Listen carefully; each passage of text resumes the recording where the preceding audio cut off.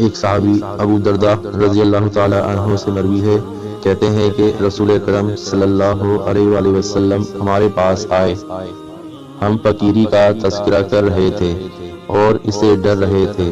آپ صلی اللہ علیہ وآلہ وسلم نے فرمایا، کیا تم فقیری محتاجی سے ڈر رہے ہو؟ مجھے اس ذات کی قسم جس کے ہاتھ میں میری جان ہے، تم پر دنیا بے انتہا فراخ کر دی جائے گی، حتیٰ کہ یہ مال ہی تم میں سے کسی بھی شخص کا دل ٹیڑھا کرے گا، اور اللہ کی قسم میں نے تمہیں ایک روشن راستے پر چھوڑا ہے، اس کے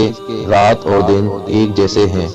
ابو درداء کہتے ہیں کہ اللہ کی قسم رسول اکرم صلی اللہ علیہ وآلہ وسلم نے سچ فرمایا، اللہ کی قسم آپ صلی اللہ علیہ وآلہ وسلم نے ہمیں روشن راستے پر چھوڑا، اس کے رات اور دن برابر ہیں۔